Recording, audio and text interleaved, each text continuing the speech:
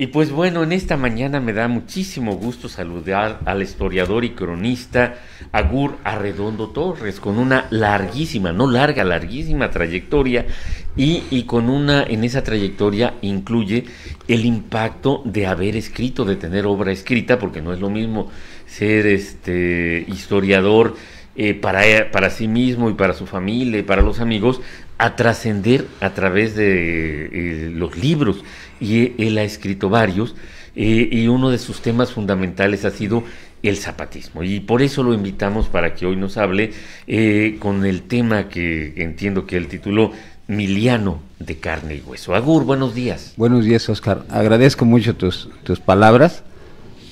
Los estaba escuchando y que vengan de una persona como tú, creo que sí ha reflexionado, ha analizado esta trayectoria, ¿no? Porque de repente algunos dicen, ¿y qué pues? ¿Qué con eso? ¿O qué onda? ¿No? ¿No tienes lana? Se imaginan. Hay un sacrificio. Y bueno, decirte que este año estamos cumpliendo efectivamente 25 años de andar para arriba y para abajo en la parte de la crónica. Y todo empezó en la colonia Salino Manzanares. Más adelante hablaremos de eso, si hay oportunidad, para no desviarnos del tema principal. Ese trabajo culmina en el 2002 con Los Valientes de Zapata, que está cumpliendo 20 años, ese primer volumen. 2008 Los Valientes 2, que son más personajes, más mujeres del zapatismo. Y este año el proyecto que ya está en prensa es juntar los dos, y todos los folletitos que quedaron sueltos sobre biografías de zapatistas, editarlos en un solo libro. Hablamos de obras completas. Así es, son 500, 400, casi 500 páginas. Debió estar ayer el libro, pero siempre hay fallas técnicas, siempre hay atrasos. Lo estaríamos presentando precisamente en Chinameca, pero bueno, se recorre el calendario, ¿no? El libro está. Si yo no llego, el libro está en proceso, ¿no? Entonces, eso es lo bonito, que celebramos nuestros 25 años de andar corriendo y subiendo y bajando, con la reedición completa de casi 130 biografías. Fíjate, Agur, que pues ya ves que a mí me gusta mucho leer, y ando recorriendo librerías y bibliotecas, y siempre pues es un orgullo, porque en la sección que corresponde a historia siempre hay un libro tuyo en cualquiera, sí. Y lo mismo, por ejemplo, en el callejón del libro, varios puestos tienen algunas de tus obras. Sí, me he topado. Hubo un tiempo aquí en Jojutla que hubo una librería ahí junto al Palacio, y que encuentro Los Valientes 1. Digo, oye, ¿en cuánto me lo vendes? ¿No? Tanto. Digo, es que es mío, ni yo lo tengo. Le di el último a un familiar que vive en Estados Unidos, y bueno, quién sabe si nos vamos a ver, llévatelo. Entonces resulta eso, ¿no? Que ni tú tienes tus propios ejemplares, y eso me pasó. Entonces los dos que tengo que usé para rehacer son prestados, uno de mi amigo José Luis López Lugo y el otro de Gerardo Gómez. Eran, sí, qué bueno que me los prestaron, ¿no? Sí. Pero bueno.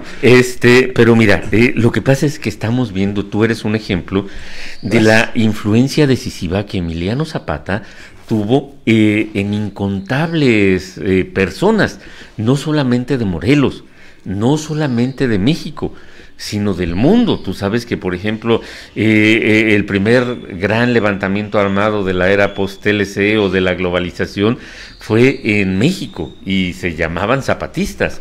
Hubo un intento de liberación en Marruecos cuando era un país dominado por España. Al final Franco le usó gases venenosos, usó las armas más terribles, y derrotó a los marroquíes que querían liberarse de los españoles. Pero la figura emblemática que inspiró ese levantamiento fue Emiliano Zapata. Y por ejemplo, la cultura popular mundial está impregnado de Emiliano Zapata, así como la figura del Che Guevara en aquella icónica foto con su boina. También Emiliano Zapata, grandes personalidades del mundo del arte, Marlon Brando, por ejemplo, lo interpretó. ¿No? Pues, Zapata como tal, como figura en lo individual, tiene muchas interpretaciones, muchas aristas. Zapata, por sí solo. Pero obviamente no se logró solo, fue todo un ejército, y es lo que yo estudio, el zapatismo. O sea, yo no me meto mucho con la figura personal de Zapata, no con él, sino con todo lo que lo rodea. Eso es lo que yo les decía, ¿no? ¿Cuál es el proyecto zapatista sobre educación? El proyecto zapatista laboral, el proyecto zapatista jurídico en lo agrario, es decir, todo lo que influyó. Pero hoy vamos a hablar de Zapata, por la sugerencia, el hombre, un tantito el hombre de carne y hueso, ¿no?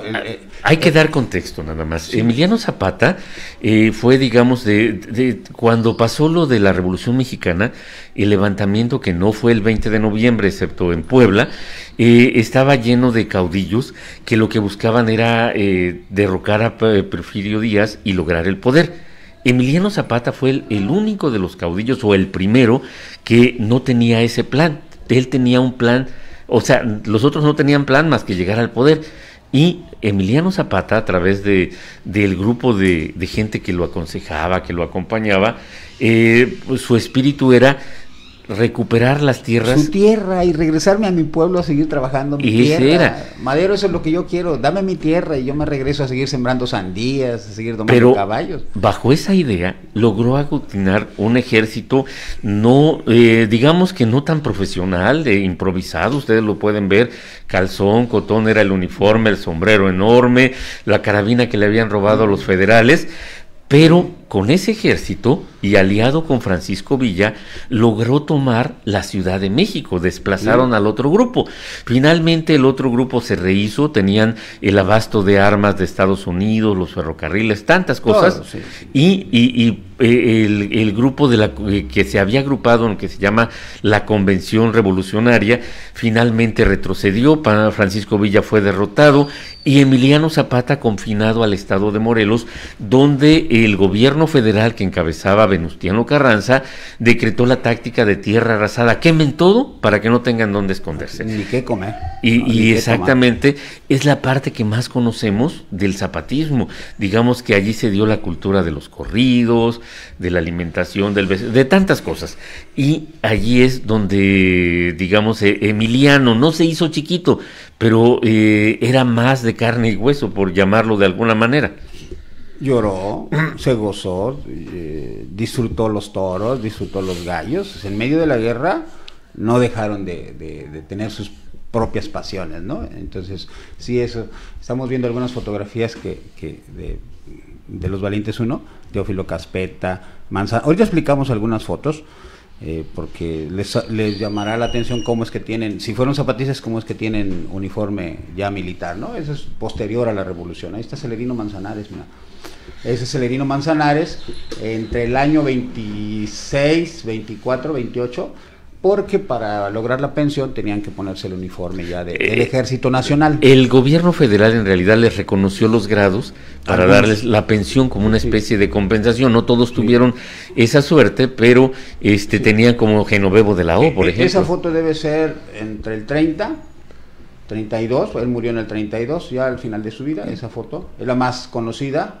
De hecho, en esa foto está inspirado el monumento donde yo viví a sus espaldas de ese monumento de Manzanares, ahí en la colonia Celerino. Esa es la foto más emblemática, y así está su monumento, y ahí está Manzanares en el Ejército Nacional.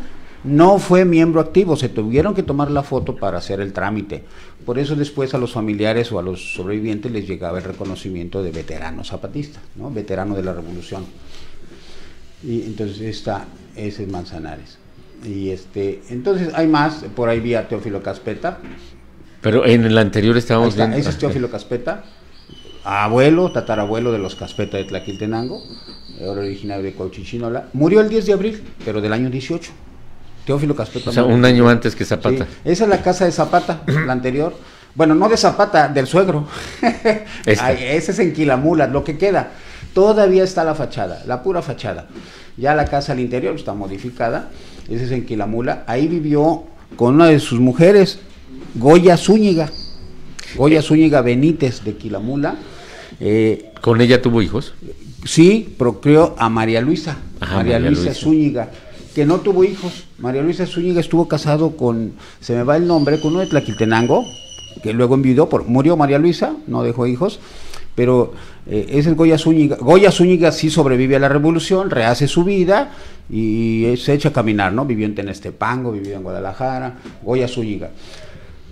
Esa es una foto de Daniel Cabrera, el primero de izquierda a derecha. Daniel Cabrera vivió en Tlaquiltenango, ya muy anciano, su viuda, todavía vive su viuda. Lo que pasa es que al final de su vida, pues se casó, era muy joven la señora, y aún goza de la pensión.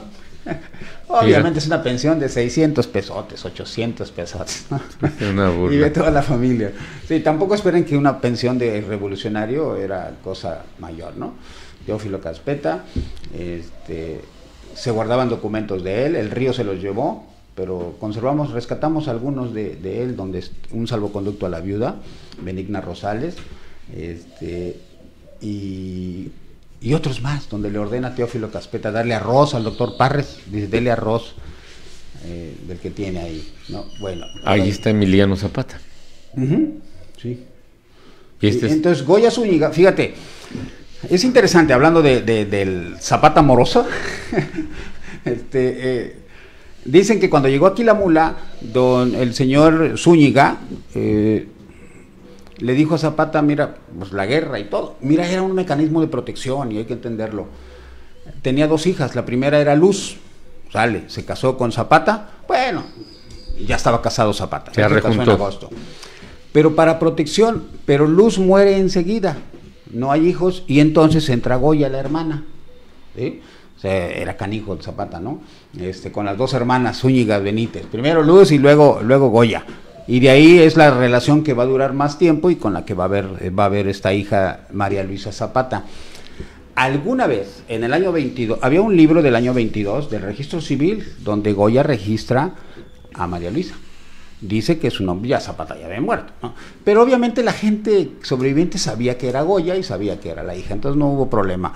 Ese libro ya no está, ¿no? Alguna vez vimos, en el año creo 22, 24. Pues son 25 años hurgando en libros y todo, ¿no? Zapata, el hombre como tal, como ciudadano, se casa el 21 de agosto del 11 con Josefa Espejo Sánchez. Con ella tuvo Felipe y Josefa, sus hijos, pero los 2 murieron en la revolución, murieron niños. El primero muere de lo muerde una víbora y muere, y el otro muere de un piquete de alacrán, ¿no? Entonces no hay hijos del matrimonio. ¿Y sabes quiénes fueron sus padrinos de boda? No. Madero y Sara. De hecho, las piezas que están ahí, las tazas de té y el rebozo, como se llaman estas cosas de la mujer, se los regaló Sara Pérez. De Madero. Sí, la mujer de Francisco y Madero. Sí. Entonces, Francisco, empezamos a concluir, algunos que estudiamos, que Madero acepta ser padrino de bodas como una estrategia política, ¿no? Si soy su padrino, pues me va a obedecer y se va a disciplinar. Estaban en el diálogo de que Madero andaba en campaña, estaban en el diálogo con el sucesor de Porfirio Díaz, de que pues que se aplaque, ¿no? Y que entreguen las armas. Entonces pensamos que Madero aceptó por esa situación, cuando va viendo que es el primero, Zapata es el primero en rebelarse contra Madero, ¿no? No nos cumples, pues ahí te ves. Sí, fue cuando Madero le pidió que entregaran las armas después de que terminó el periodo armado que derrocó a 7-8 de noviembre, porque Madero toma posesión el 6 de noviembre y al día siguiente recibe el telegrama de que solo le exijo a usted, le ordeno que entregue y se discipline, o será perseguido como cualquiera, ¿no? Entonces, imagínate el golpazo. Mi padrino de bodas, que ayer me abrazaba, que me dijo que todo iba a salir bien con las exigencias, la revisión o sea, no quiero que me las devuelvas tal cual, vamos a revisar los litigios de tierras. Pero Madero era terrateniente, entonces no podía, no quiso entregar de inmediato lo que reclamaba Emiliano Zapata, porque iba contra sus intereses de clase. Claro, Emiliano Zapata se dio cuenta que sin armas no podía reclamar. Dice, si nos vamos a los tribunales, pues tú ganas. Tenemos 100 años peleando en tribunales y no ganamos ni una. Entonces, ahí está la ruptura, ¿no? A partir de noviembre. Después, con la muerte de Madero, fue lo que protagonizó, lo que en realidad inmortalizó a Emiliano Zapata, la etapa más sangrienta de la revolución, pero donde se reivindicaron los valores que se expresan en el Plan de Ayala. Así es, ¿no? Entonces, mira, luego, con Inés Alfaro, nació Nicolás en 1904. Dicen que ella lo abandona. y le deja el chamaco. Y se va con un federal, Inés Alfaro, y nunca más se sabe de ella. Eso es lo que recogimos en su momento. Es posible que ya haya nuevas versiones. Sí, sí, no, pero de hecho ahí está. Inés Alfaro, ya llevamos dos, doña con Josefa, que era hija de un hacendado, un hombre acomodado. Por eso no lo querían a Zapata, porque él era un pobretón que solamente sabía domar caballos, ¿no? Y el otro venía de una clase más. Con María de Jesús Pérez Caballero, va de Coahuistla, un nuevo de Villa de Ayala, ya ves que aquí hay junto a Puente otro Coahuistla. Entonces Coahuistla ahí engendró a Mateo, ¿sí? Con Jesús Pérez Caballero. De Georgina Piñero de Tlaixapán nació Diego. Y fíjate, con las hermanas Piñeiro, las tres, ahí se hizo del chongo nuestro general. Las tres hermanas Piñeiro de Tlaixapán, ¿eh? Tenía sus propias guerras internas. Pero fue Georgina de donde nació Diego. Y también ahí mismo en Tlaixapán hubo Inés Aguilar, y ahí tuvo un hijo. Ese nombre lo ignoramos. Ya hablamos de Goya Zúñiga. Con Petra Portillo Torres de Villa de Ayala nació Ana María, la que luego fue diputada y anduvo en la política ahí, ¿no? Y encabezando un grupo de mujeres en su momento. Priistas. Sí, Ana María. Y se habla de un hijo que nació en Temisco, el pueblo, no Temisco Morelos, Temisco Guerrero, a un lado de Tierra Caliente. Recuerden que los nahuas bautizaban con nombres similares en muchas regiones. Entonces hay un Temisco por ahí, por Telolapan, hacia Arcelia, por ahí, y ahí nació un hijo que se llamó Eugenio. Es todo lo que sabemos, y se vuelve a saber de él porque Lázaro Cárdenas le da una beca a este hijo. Él reconoce que es hijo de Zapata y se va a Francia, Eugenio, a estudiar. Y allá nace Margarita Zapata. Esta mujer regresa a México, se va a apoyar a la lucha sandinista, fue secretaria de Estado con los sandinistas, que no recuerdo la cartera que tuvo, la conocí en una conferencia en Cuernavaca. Nieta de Zapata. Nieta de Zapata, Margarita. Bueno, casi no hace ligas con ellos, los conoce, ella nos daba su versión, visité el museo, visité la casa y me acerqué a los Zapatas de por allá, ¿no? Pero ella muy aparte. Entonces, ve cómo va la línea, ¿no? Una mujer que nace en Francia, se va a la lucha sandinista, es parte de, o sea, ya traían la sangre en la rebelión. Sí, es interesante, ¿no? Por eso sí, ayuda mucho conocer un poquito la historia, porque sin duda fue un gran peso, ¿no? O sea, tenemos ese Eugenio, que era una línea que no se había investigado, y hay más, mira, Zapata pues era hombre, era vacilador. Dicen que cuando se fueron a Yosustla, Amador Espejo nos regala... ¿Yosustla dónde es? A Yosustla, aquí derechito dijéramos del rancho, pasando a Juchitlán, está la sierra, llegas... ¿A Puebla? A Jolalpan, sí, ahí está la línea con el estado de Puebla, o te vas a Xochiapan en el servicio y llegas a Jolalpan, y llegas a Yosustla, que es parte de Chietla, ¿no? Cheutla. Entonces, a Yosustla, ahí se hizo el plan de Ayala. Entonces dice Amador Espejo, porque él también, él por su lado, yo por el mío, recorrimos esos pueblitos, ahí hay un museo de Zapata, y a Yosustla dice que pues, se arrimaba la gente, ¿no? Y Zapata le echó el ojo a Emiliana Torres, una muchacha del rancho, y apártamela porque me voy a casar con ella. Bueno, allá se lo tomaron en serio. Y la apartaron. Sí, Dios mío, pobre. Pero pues bueno, escribieron el plan de Ayala y salieron. Pasó el tiempo y cuando se estableció en Tlaltizapán, llegó la familia, llegó el papá. Aquí está tu encargo. No, porque ya no compramos el vestido, o sea, arreglaron, compraron todo. Entonces, bueno, no se sabe más de esa relación. Se entiende que Zapata les dijo, bueno, pues entiendan que no. Hay otra versión, otra historia donde llegan al cuartel de Los Hornos, un vecino de Huitzuco, de esa región, le dice, Emiliano, yo ya estoy viejo, ahí están mis hijas. Sí, yo ya estoy viejo, y a que anden rodando, se les robe un federal o se queden con cualquier fregado que se los va a jalar, bueno, era mejor ser la 20ª del jefe, pero estaba con la protección. A Goya Zúñiga nunca nadie la molestó, es la mujer del jefe, ¿no? Entonces, vemos ese escenario donde como una forma de subsistencia, una forma de sobrevivencia, pues la mujer va a buscar el cobijo del jefe, va a buscar el cobijo de un jefe militar. Casi todos los generales, casi todos los jefes tuvieron una vida muy similar en ese terreno. Eran tiempos de guerra, había muchas huérfanas, había muchas desprotegidas. Por ejemplo, don Mateo Primo García, que vivió ahí, iba a los homenajes de Manzanares, vivió en la Manzanares, ya murió. Cuando yo lo entrevisté, él siempre usó cotón, siempre, nunca usó la combi, siempre lo veías caminando de lado a lado. Le decían el tranquero, porque cerraba y abría la tranca donde terminaba la colonia. Don Mateo Primo era un huérfano de la Revolución, yo sus papás, me recogió don fulano en el cerro, yo andaba perdido en el cerro. ¿De dónde era?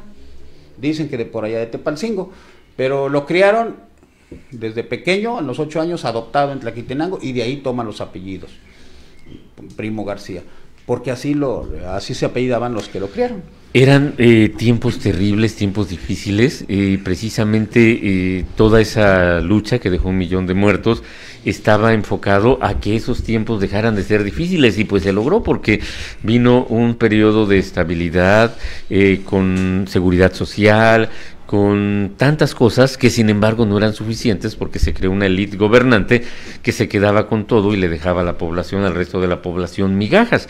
Y pues bueno, es un proceso que todavía no podemos erradicar, pero hemos evolucionado mucho de cuando la Revolución Mexicana a los tiempos actuales. Sin embargo, una de las figuras emblemáticas, como lo fueron Obregón, como lo fueron Venustiano Carranza, como lo fue Emiliano Zapata, que ayer pues bueno, conmemorábamos un aniversario más de su artero asesinato. Fue una persona que, o sea, ¿qué será? Lleno de defectos, con virtudes, así como a Benito Juárez le achacan tantas cosas, sí, ¿no? Que pudo haber hecho mal, pero esa mal se ve a la distancia, en otro contexto, pero en el contexto en el que él vivió, Emiliano Zapata, de guerra constante, de persecución, de que nunca tenía paz y tranquilidad, tenía que andar pues del tingo al tango. Por ejemplo, se me fue el nombre, hay pastores metodistas en la Revolución, Benigno Abundes, Benigno Centeno y José Trinidad Ruiz. Benigno Centeno de Puebla, José Trinidad Ruiz no sabe bien de dónde era, pero estaba en Tlalzapán y tenía una iglesia metodista cuando se da la Revolución.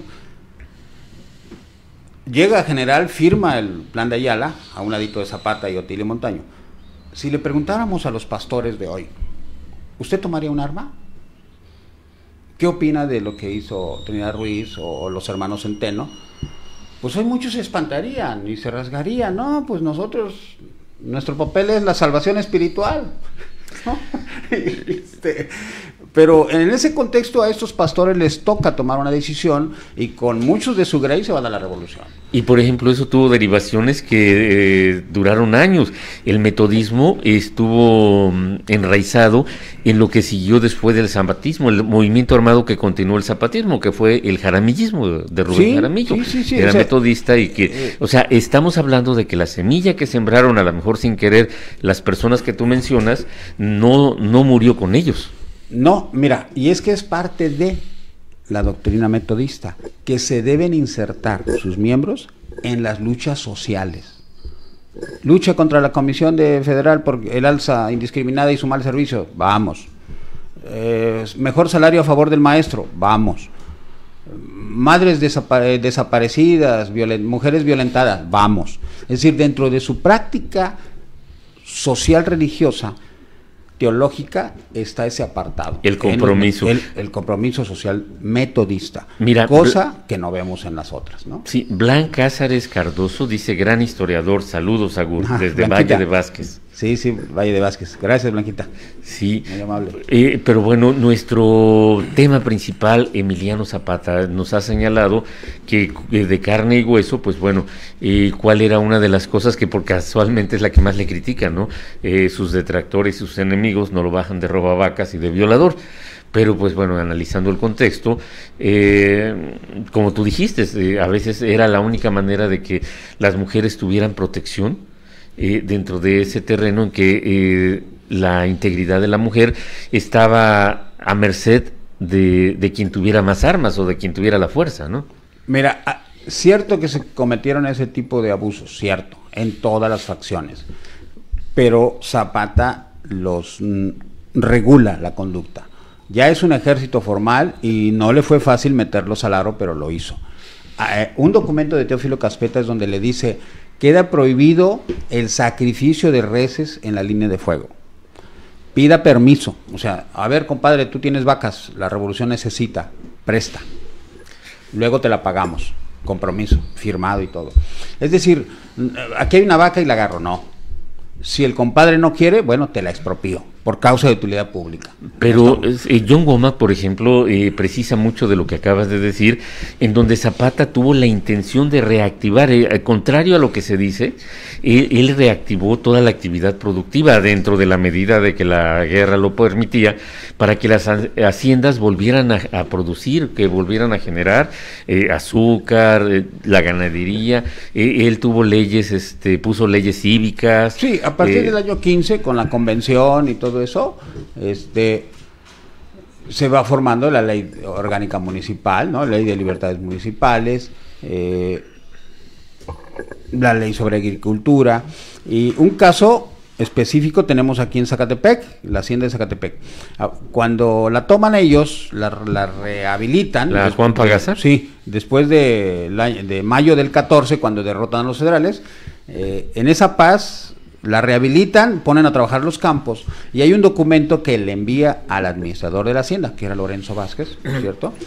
Dele usted del azúcar que tienen en su custodia al portador. O sea, sí produjeron, sí se rehabilitaron, hubo cosecha, hubo una zafra. Después entraron los carrancistas y arrasaron todo, ¿no? Quemaron. Señora Rosa King dice en sus memorias que llegó un general carrancista, un jefe. Rosa King fue la dueña del Hotel Bellavista, ¿verdad? De lo que ahora es el edificio Bellavista promovió el turismo en Cuernavaca, sí, en aquellos años. Y le dice: oiga, ¿cuánto me darían por esta tina? Dice: oye, es la tina de mi baño, de mi hotel. Pues era, porque ya va para el tren y al remate a Fierro Viejo, a México. O sea, pusieron bazares los jefes carrancistas en México para vender todo lo que llevaban.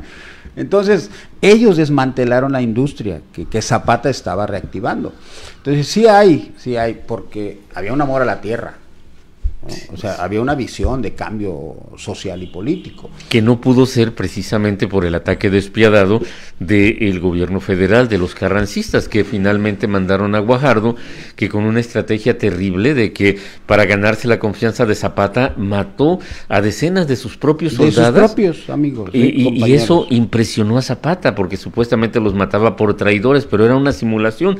Pero matar a los propios... 70 y cachito, ¿no? Estamos en una formación. ¿Sí? Estamos hablando de que, pues bueno... Genocidio.